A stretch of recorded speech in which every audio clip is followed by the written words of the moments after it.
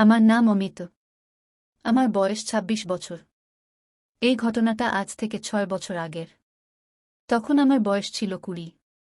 আমার পরিবারের সদস্য বলতেছিল বাবা শ্যামল এখন মৃত। মা শিখা বয়স ৪০, ছোট বোন রিমি বয়স ১৮। আমার বোনের চেহারা ঠিক মায়ের মতো, কিন্তু সে মায়ের থেকে একটু পাতলা। ৩ বছর হল রিমির বিয়ে হয়ে গেছে। তার স্বামীর নাম অরুণ, বয়স ২৫। আমাদের সুখের পরিবার ছিল। কিন্তু একটা দুর্ঘটনা আমাদের জীবনটাই পাল্টে দিল। একদিন বাবার একটা মোটর সাইকেল দুর্ঘটনা ঘটে, এতে তার কোমরের নিচের অংশ অবশ হয়ে যায়। ডাক্তার বললেন, আপনার বাবা ২ মাসের বেশি বাঁচবেন না। আপনারা তাকে বাড়িতে নিয়ে যেতে পারেন। ডাক্তারের কথা শুনে আমার যেন মাথায় বাজ পড়ল। মা আর রিমি কাঁদতে শুরু করল। আমরা বাবাকে বাড়িতে নিয়ে আসলাম। বাড়িতে তখন আমরা বাবা, মা, আমি আর রিমি ছিলাম। বিকালে দেখি মা, বাবা আর রিমি কি নিয়ে যেন কথা বলছে। সন্ধ্যার দিকে রিমি আমার ঘরে এসে বলল, রিমি, ভাইয়া তোমাকে বাবা ডাকছে। আমি রিমির সাথে বাবার ঘরে গেলাম। বাবার ঘরে গিয়ে দেখি বাবা মা বসে আছে। আমাকে দেখে বলল, মা, অমিত এসেছিস, বস। তোর বাবা তোকে কিছু কথা বলবে। আর রিমি, তুই তোর ঘরে যা তো। রিমি মার কথা শুনে হেসে তা ঘরে যেতে যেতে মাকে বলল, রিমি, অল দ্য বেস্ট মা। মা তার কথা শুনে লজ্জায় মাথা নিচু করে মিটমিট করে হাসতে লাগল। আমি তাদের এ ঘটনা দেখে অবাক হলাম। তখন বাবা আমায় বলল, বাবা, অমিত, তুই আমার একটা কথা রাখবি? আমি তো আর বেশি দিন বাঁচব না, তাই তুই আমায় কথা দে তুই তোর মা ও বোনের দায়িত্ব নিবি। তোর মা আর বোন যেন কোনো কিছুর অভাব না বোঝে, বিশেষ করে তোর মা। আমি চলে যাওয়ার পর সে একা হয়ে যাবে, তাই আমার অভাব তাকে কখনো বুঝতে দিবি না, কথা দে। বাবার কথা শুনে চোখে পানি এসে গেল। আমি বাবার হাত ধরে তাকে বললাম, আমি আমি জানি এটা আমার দায়িত্ব। আমি কথা দিচ্ছি মায়ের কখনো থাকা খাওয়ার অভাব হবে না। আর রিমির পড়ার আর বিয়ের দায়িত্ব আমার। আমার কথা শুনে বাবার মুখে হাসি দেখতে পেলাম। আর সে বলল, বাবা, সবই ঠিক আছে, কিন্তু আমি তোর উপর আরও বড় দায়িত্ব দিতে চাই। দেখো, তোর মৃত্যু পথযাত্রী বাপকে হতাশ করিস না। শিখা, তোর মা, এখন আমার জায়গা তোকে নিতে হবে। মানে এখন থেকে তুই শিখার ছেলের পাশাপাশি স্বামীরও দায়িত্ব পালন করবি, এমনকি বিছানাতেও। আমি তো বেশি দিন বাঁচব না। আর শিখার যৌবনও অন্যের জন্য ফেলে যেতে পারি না। তাই আমি চাই এখন থেকে তুই এই বাড়ি পুরুষের দায়িত্ব পালন করো। বল, তুই তোর মৃত্যু পথযাত্রী বাপের কথা রাখবি? আমি বাবার কথার কিছুই বুঝলাম না। তখন মা বলল, মা, অমিত, আজ থেকে তোকে তোর বাবার জায়গা নিতে হবে। তুই কি চাস তোর মা তার শরীরের চাহিদা মেটাতে অন্য পুরুষের বিছান গরম করুক? তুইও এখন বড় হয়েছিস। তোর শরীরের চাহিদা আছে, তাই বাবা চায় আমরা স্বামী স্ত্রী হয়ে বাস করি। মার কথা বাবা হাসতে লাগল। আমি তখন বললাম, এটা কিভাবে সম্ভব, আমি আর তুমি? না, এটা পাপ। বাবা আমার হাত মার হাতে দিল আর মা আমার ঠোঁটে চুমু দিল। তখন বাবা বলল, বাবা, সাবাস শিখা। তুমি অমিতকে সেই সুখ দেবে যে সুখ তুমি এতদিন আমাকে দিয়েছিলে। আমি চাই তোমরা আমার সামনে তোমাদের প্রথম মিলন করো। আমি বাবার কথা শুনে ভয় পেয়ে যাই। তখন বাবা আমার হাত মায়ের হাতে শক্ত করে ধরে বলল, বাবা, শিখা আমার ছেলে তোমাকে খুব সুখে রাখবে। বাবার কথা শুনে মা আমার ঠোঁটে আবার চুমু দিল। আমার মা খুব সাধারণ একজন মহিলা, কিন্তু খুব সুন্দরী ও সেক্সি। সে ৫ ফুট ৩ ইঞ্চি লম্বা, গায়ের রং ফর্সা, ৩৮ সাইজের কমলালেবু, গোল গোল পাচা, পেটে সামান্য মেদ জমেছে। মোট কথা, সে আসলেই একটা মাল। মায়ের চুমুতে আমার শরীরও সাড়া দিতে লাগল। আমার বাবা নিজেই আমাকে মাকে লাগানোর জন্য বলছে। মা যখন চুমু খেতে আমাকে জড়িয়ে ধরল, তখন তার কমলালেবুগুলো আমার বুকে লেপ্টে গেল। তখন বাবা বলল, বাবা, অমিত, তোর মাকে ভালোভাবে লাগাস। আর তোর মাও তোকে এত সুখ দিবে যে তুই সারা জীবন মনে রাখবি। আমি বুঝতে পারলাম যে আমাকে মাকে লাগাতে হবে। তাই আমি তাকে চুমু খেতে শুরু করলাম। বাবা তখন আমাদের দেখে বলল, বাবা, সাবাস অমিত। আজই আমি তোদের বিয়ে দেব, আর আজই হবে তোদের বাসর রাত। আমি বাবার কথা শুনে অবাক হয়ে বললাম, বিয়ে? বাবা, কেন, কি সমস্যা? তুই কি তোর মাকে বিয়ে করতে চাস না? আমি তখন মায়ের দিকে তাকালাম। মা তখন হেসে বলল, মা, শুধু বিয়ে কেন, আমি তোর বাচ্চার মাও হতে চাই। আমি মায়ের কথা শুনে অবাক হয়ে বললাম, আমি, এসব কি বলছ? এটা অসম্ভব। মা তখন মন খারাপ করে বলল, মা, কেন? কি সমস্যা? আমাকে লাগাতে যখন তোর কোনো সমস্যা নেই, তাহলে আমাকে বিয়ে করে বাচ্চার মা বানাতে সমস্যায় কোথায়? নাকি আমি বুড়ি হয়ে গেছি বলে আমাকে পছন্দ হচ্ছে না? বলে মা কাঁদতে লাগল। তখন আমি মাকে জড়িয়ে ধরে বললাম, আমি, কেঁদো না মা। কে বলেছ তুমি বুড়ি? তোমাকে দেখে মনে হয় তোমার বয়স মাত্র 21। আর তুমি যথেষ্ট সুন্দরী। তোমাকে যেই দেখবে সেই তোমাকে বিয়ে করতে চাইবে। এমনকি আমিও। আর বাচ্চা, বিয়ে করলে তাতে আমার কোনো আপত্তি নেই। কিন্তু রিমি বা আমাদের আত্মীয়রা কি তা মেনে নেবে? আমার কথা শুনে বাবা বলল, বাবা, তো আর তোর মায়ের বিয়েতে তোর নানা নানি, মামা মামি, দাদি কারও কোনো আপত্তি নেই। আর তারা একটু পরেই আসছে তোদের বিয়ের জন্য। আমি, তোমরা তাহলে সব ঠিক করে ফেলেছ, তাহলে আমার কোনো আপত্তি নেই মাকে বিয়ে করতে। আমার কথা শুনে মা তার কান্না থামিয়ে আমার ঠোঁটে একটা চুমু দিয়ে বলল, মা, আমার সোনা ছেলে। আমি, কিন্তু রিমি? মা, তার মুখে শুনে নে তা কথা। বলে মা রিমিকে ডাক দিল। মার ডাক শুনে রিমি ঘরে এসে বলল, রিমি, দাদা, আমি সব জানি। মাকে আমার ভাবি হিসেবে মেনে নিতে কোনো আপত্তি নেই। আমি চাই মা আর তুই সব সময় সুখে থাক। রিমির কথা শুনে আমি খুশি হলাম। কারণ না চাইতেই আমার ইচ্ছা পূরণ হতে চলেছে। আমি, ঠিক আছে। আমি রাজি। তা বিয়ে কবে?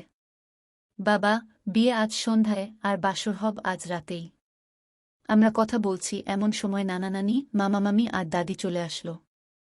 সবাই এসে প্রথমে বাবার সাথে কথা বলল। তারপর নানি আর দাদি মায়ের সাথে কথা বলতে লাগল।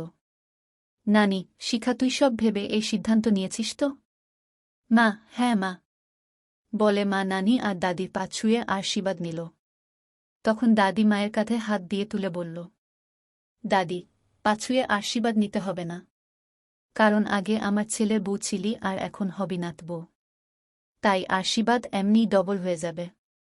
দাদির কথা শুনে সবাই হাসল। কিন্তু মা লজ্জা পেয়ে মাথা নিচু করে আমার দিকে তাকিয়ে মুচকি মুচকি হাসতে লাগল। আমিও তার দিকে তাকিয়ে চোখ টিপ দিলাম। আমি তা দেখে আমার কানে কানে বলল, মামি, জামাই বাবু নিজেকে কন্ট্রোল করো, নইলে বিয়ের আগেই বাসর করে ফেলবেন। বলে মামি হাসতে লাগল। তার কথা শুনে আমি বললাম, আমি, কি করব বলো, তোমার দিদি যে একটা মাল। এই বলে আমি হাসতে লাগলাম, সাথে মামিও হাসতে লাগল। এভাবেই দুপুরে খাবার খেয়ে মামা মামি গেল বিয়ের বাজার করতে। আর রিমি মাকে সাজাতে নিয়ে গেল পার্লারে। মামা মামি মায়ের বিয়ের সব জিনিস কিনে পার্লারে দিয়ে বাকি জিনিস নিয়ে বাসায় আসলো। সন্ধ্যা 6টায় পুরোহিত বাসায় এলো বিয়ে পড়াতে। তখন মামা মামি আমার ঘরে এসে বলল, মামি, জামাইবাবু তৈরি হয়ে নাও। পুরোহিত মশাই এসে গেছে। 7টায় বিয়ের লগ্ন। আমি, মা কি এসে গেছে? মামা, না, ওরা রাস্তায়। 2 মিনিটের মধ্যে আসছে। তখন মামি অবাক হয়ে আমাকে বলল, মামি, সে কি মা কেন? বলো শিখা। আমি তা কথা শুনে লজ্জা পেয়ে বললাম, আমি, আসলে পুরনো অভ্যাস তো তাই। মামি, দেখো জামাইবাবু বাসর ঘরে যেন আবার মা বলে ডেকো না। বলে হাসতে হাসতে ঘর থেকে বেরিয়ে গেল। তখন মামা বলল, মামা, নাও জামাইবাবু তৈরি হও। আমি তৈরি হতে লাগলাম। আমি ধুতি, পাঞ্জাবি, টোপর পরে তৈরি হয়ে বিয়ের মণ্ডপে গিয়ে বসলাম। সেখানে গিয়ে দেখি বাবা, নানা নানি, দাদি, মামা মামি আর রিমি সবাই উপস্থিত। রিমিকে দেখে বুঝলাম মা এসে গেছে। সন্ধ্যা 6:30টায় পুরোহিত মশাই বিয়ে পড়ানো শুরু করল। প্রায় 15 মিনিট মন্ত্র পরে পুরোহিত মশাই বলল, পুরোহিত, কনেকে নিয়ে আসুন। পুরোহিতের কথা শুনে মামি আর রিমি গেল মাকে নিয়ে আসতে। তারা যখন মাকে নিয়ে আসলো তখন তাকে দেখে নিজেকে হারিয়ে ফেললাম। মাকে এতটাই সুন্দরী লাগছিল যে মনে হচ্ছিল যেন তার বয়স মাত্র 18। মা লাল রঙের একটা শাড়ি পরেছিল। তাকে এই সাজে দেখে আমার গলা দাঁড়িয়ে গেল। মা আমার পাশে এসে বসে আমার কানের কাছে মুখ নিয়ে গিয়ে বলল, মা, তোমার কলা দেখে মনে হচ্ছে আমাদের দাম্পত্য জীবন সুখের হবে বলে মা মুচকি হাসল। আমিও হেসে বললাম, আমি, এটা তো তোমার জন্য এমন হয়েছে। আজ তোমাকে যা লাগছে না মনে হচ্ছে। বলার আগেই পুরোহিত আমাদের 7 পাকে ঘুরতে বলল। আমি তখন দাঁড়িয়ে মাকে উঠানোর হাত দিলাম। মা মুচকি হেসে আমার হাত ধরে দাঁড়াল। তারপর পুরোহিত মন্ত্র পড়তে লাগল, আর আমরা আগুনের চারদিকে ঘুরতে লাগলাম। আর পরিবারের সবাই আমাদের উপর ফুলের পাপড়ি ছেটাতে লাগল। 7 পাকে ঘোরা শেষ করে আমরা আবার পুরোহিতের সামনে বসে পড়লাম। আমরা একে অপরকে দেখছি আর মুচকি হাসছি। এদিকে পুরোহিত আরও কিছু মন্ত্র পড়ে আমাকে মায়ের গলায় মঙ্গলসূত্র পরাতে বলল। মামি তখন আমাকে মঙ্গলসূত্রটা দিল আর আমি তা মায়ের গলায় পরিয়ে দিলাম। এবার পুরোহিত মাকে সিঁদুর পরিয়ে দিতে বলল। আমি মায়ের স্মৃতিতে সিঁদুর লাগিয়ে দিতেই আমার শরীরে একটা শিহরণ বয়ে গেল। আর আমার গলাটা এতটাই খাড়া হল যে মনে হতে লাগল যেন মায়ের সাথে বাসর শুরু করে দেই। তখনই পুরোহিত বলল, পুরোহিত, আপনাদের বিয়ে হয়ে গেছে। আজ থেকে আপনারা হিন্দু শাস্ত্রমতে স্বামী স্ত্রী। তখন মা আমার দিকে তাকিয়ে হাসল। তারপর আমরা উঠে দাঁড়িয়ে প্রথমে পুরোহিত মশাইকে পা ধরে প্রণাম করলাম। পুরোহিত, সুখী হও, সারা জীবন একসাথে থাকো। তারপর দাদিকে প্রণাম করলাম। দাদি, সুখী হও, আর খুব তাড়াতাড়ি নাতি দাও। দাদি কথা আমরা দুজনেই লজ্জা পেলাম। তারপর নানা নানিকে প্রণাম করলাম। তখন নানা আমায় বলল, নানা, আমার মেয়েটাকে কোনো কষ্ট দিও না বাবা, তার সব দায়িত্ব এখন থেকে তোমার। নানার কথা শুনে আমি বললাম, আমি, দোয়া করবেন বাবা, আমি যেন আপনার মেয়েকে সুখী করতে পারি। আমার মুখে বাবা ডাক শুনে নানা খুব খুশি হল। মা আর নানিও খুব খুশি হল। এরপর আমি আর মা বাবাকে প্রণাম করলাম। তখন বাবা আমার হাত ধরে মায়ের হাতে দিয়ে বলল, বাবা, আমি তো বাবা শিখা এখন থেকে তোর স্ত্রী। তার সকল কিছুর দায়িত্ব এখন থেকে তোর। তুই তাকে কখনো দুঃখ দিস না। সে শুধু একটু ভালোবাসার কাঙ্গাল। তুমি চিন্তা করো না বাবা, আমি তাকে কোনোদিনও কোনো দুঃখ দেব না। বাবা, শিখা, তুমি যেমন আমাকে সুখ দিয়েছিলে ঠিক তেমনি আমার ছেলেটাকেও সুখী করো। মা, আমার জন্য দোয়া করবেন, আমি যেন আপনার ছেলেকে সব সুখ দিতে পারি। বাবা, আমার দোয়া তোমাদের উপর সব সময় থাকবে। তখন রিমি এসে মাকে জড়িয়ে ধরে বলল, রিমি, অভিনন্দন বৌদি। আমার দিকে তাকিয়ে বলল, রিমি, অভিনন্দন দাদা। আমরা মা ছেলে একসাথে তাকে ধন্যবাদ জানালাম। তখন মামা মামিও এসে আমাদের অভিনন্দন জানাল। তারপর আমরা সকলে রাতের খাবার খেতে লাগলাম। এদিকে মামি আর রিমি আমার ঘরে ফুল দিয়ে বাসরের জন্য সাজালো। সকলের খাওয়া শেষ হলে মামি আর রিমি মাকে নিয়ে বাসর ঘরে ঢুকল। তখন বাবা আমাকে তার ঘরে ডেকে বলল, বাবা, অমিত শিখার সাথে আজ তোর বাসর রাত। আমি চাই তুই শিখাকে এমন লাগানো লাগাবি যাতে তার চিৎকার আমার কান পর্যন্ত আসে। আর আমি তো আর তোদের বাচ্চাকে দেখে যেতে পারব না। তাই আমি চাই আমার মরার আগে তুই তোর মাকে পোয়াতি বানা। দোয়া করো আমি যাতে তোমার শেষ ইচ্ছা পূরণ করতে পারি। বাবা, আমার আশীর্বাদ সব সময় তোদের সাথে থাকবে। এমন সময় বোন এসে বলল, রিমি, চল, দাদা বৌদি তোর জন্য বাসর ঘরে বসে আছে। বাবা সামনে রিমি এমন কথা শুনে লজ্জা পেলাম। তখন বাবা বলল, বাবা, যা, বৌমা তোর জন্য বসে আছে। তখন আমি বাবার পা ছুঁয়ে আশীর্বাদ নিয়ে আমার ঘরের দিকে যেতে লাগলাম। আমি আমার ঘরে ঢুকব এমন সময় মামি আর রিমি আমার পথ আগলে দাঁড়িয়ে বলল, মামি, জামাইবাবু ঘরে ঢুকতে হলে আমাদের খুশি করতে হবে। আমি মামির কথার মানে বুঝতে পেরে পকেট থেকে 2,000 টাকা বের করে তার হাতে দিলাম। টাকা পেয়ে মামি তখন বলল, মামি, এখন আপনি যেতে পারেন জামাইবাবু। আর হ্যাঁ, দিদিকে বেশি কষ্ট দিবেন না, বলে হাসতে হাসতে রিমিকে নিয়ে চলে গেল। আমিও হেসে আমার ঘরে ঢুকে দরজা লাগিয়ে দিলাম। ঠিক তখনই মা এসে আমার পা ছুঁতে লাগল।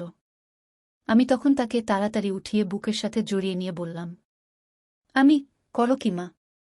তোমার স্থান পায় না, তোমার স্থান আমার বুকে। আমার কথা শুনে মা মুচকি হেসে টেবিল থেকে এক গ্লাস কমলালেবু আমাকে দিয়ে বলল, মা, অর্ধেক খেয়ে আমাকে দিন। আর হ্যাঁ, এখন থেকে আমাকে মা বলে ডাকবে না, আমাকে আমার নাম ধরে ডাকবেন। আমি, ঠিক আছে, আমার জান, আমার শিখা। বলে আমি অর্ধেক কমলালেবু খেয়ে মাকে দিলাম। মা পুরোটা কমলালেবু শেষ করে আমার সামনে মাথা নিচু করে দাঁড়িয়ে থাকল। আমি বুঝতে পারলাম যে যা কিছু করতে হবে তা আমাকেই করতে হবে। তাই আমি মাকে আমার দুহাতে উঠিয়ে নিয়ে বিছানার দিকে যেতে লাগলাম। মা হঠাৎ এসব হওয়ার ভয় পেয়ে জড়িয়ে ধরল। আমি মাকে সোজা বিছানায় নিয়ে গিয়ে শুয়ে দিয়ে তার উপরে উপরে উঠে সরাসরি তাকে কিস করতে লাগলাম। আমি এই কাজটা করলাম কারণ মা আর আমি আগে থেকেই এসবের জন্য প্রস্তুত ছিলাম। তাই এসবের আগে রোমাঞ্চ করার কোনো সময় ছিল না। আমি এপাশে তাকে কিস করতে লাগলাম আর অন্য পাশে তার কমলালেবু দুটোকে ব্লাউজের উপর দিয়ে টিপতে লাগলাম। এতে মা ছটফট করতে লাগল আর তার মুখ বন্ধ থাকায় গোঙ্গানি বের হচ্ছিল। এভাবে 1 মিনিট যাওয়ার পর আমি মায়ের ব্লাউজ আর ব্রা খুলে দিয়ে মায়ের কমলালেবু দুটো নগ্ন করে দিলাম। আমি মায়ের বড় বড় কমলালেবু দেখে তাকে বললাম, আমি, আহ, কি সুন্দর তোমার কমলালেবু দুটো। আমি বিশ্বাসই করতে পারছি না যে এখন থেকে এ দুটোর মালিক আমি। মা হেসে বলল, মা, আপনার পছন্দ হয়েছে? আমি, হবে না। কত বড় বড় আর নিপিলগুলো দেখে মনে হচ্ছে যেন এক একটা কালো জাম। তোমার নিপিলগুলো দেখে মনে হচ্ছে। কথা শেষ না করেই আমি একটা নিপিল মুখে নিয়ে পাগলের চুষতে লাগলাম। মা, আহ, একটু ধীর চোষেন। আমি তো কোথাও পালিয়ে যাচ্ছি না। আমি মায়ের কোনো কথা না শুনে আমার কাজ করতেই লাগলাম আর অন্য হাত দিয়ে তার পেটিকোটের উপর দিয়ে পুকুর খামচে ধরলাম। মা, আহ, কি করছেন? আহ, আমি কমলালেবু থেকে মুখ সরিয়ে বললাম, আমি তোমাকে মজা দিচ্ছি জান। বলেই মায়ের উপর থেকে উঠে আমি তার পেটিকোট আর প্যান্টি নামিয়ে দিলাম। এতে আমার জন্মস্থান আমার সামনে খুলে গেল। মায়ের পুকুরে একটাও চুল না থাকায় তার পুকুরটা একটা কুমারী পুকুর মনে হচ্ছিল। আমি আর নিজেকে সামলাতে পারলাম না। সরাসরি তার পুকুরে মুখ দিয়ে চুষতে শুরু করলাম। এতে মা এতটাই উত্তেজিত হল যে সে কেঁপে উঠে চিৎকার দিয়ে উঠল, মা, আহ, কেউ আমাকে বাঁচাও। আমার নতুন স্বামীর আদরে আমি মরে গেলাম। আহ, আমার জল বের হবে, আহ। বলতে বলতে মা তার পুকুরের জল ছেড়ে দিয়ে বিছানায় এলিয়ে পড়ল। মা বিছানায় হাঁপাতে লাগল। আমি তার পুকুরের সব রস খেয়ে চেটে খেয়ে আমি মায়ের পাশে শুয়ে তার একটা কমলালেবু টিপতে টিপতে বললাম, আমি, শিখা আমার জান, তুমি মজা পেয়েছ তো? মা তখন আমার গালে একটা চুমু দিল, তার হাত আমার পায়জামার উপর আমরা কলা মালিশ করতে করতে বলল, মা, এত সুখ আমি আমার জীবনে প্রথম পেলাম। তুমি এখনো আমায় না লাগিয়ে যে সুখ দিলে না জানি, তোমার এই মোটা লম্বা কলাটা যখন আমার পুকুরে ঢুকিয়ে আমাকে লাগাবে তখন আরও কত মজা পাব। বলে সে উঠে বসল আর আমাকেও বসিয়ে আমার পাঞ্জাবি আর ধুতি খুলে দিল। এখন আমি তার সামনে শুধু জাঙ্গিয়া পরেছিলাম। তারপর সে একটানে আমার জাঙ্গিয়া নামিয়ে দিল। এতে আমার 8 ইঞ্চি কলা তার সামনে বেরিয়ে এল।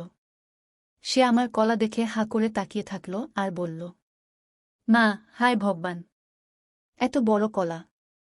একটা আজ আমাকে মেরেই ফেলবে। আমি, পছন্দ হয়নি। মা, পছন্দ হয়নি মানে?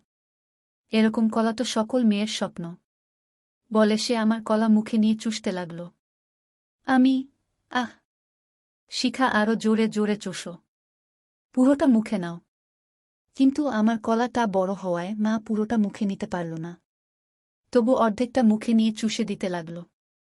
জীবনের প্রথম কলার চোষা, তাও আবার নিজের মায়ের কাছে, তাই উত্তেজনায় নিজেকে ধরে রাখতে পারলাম না।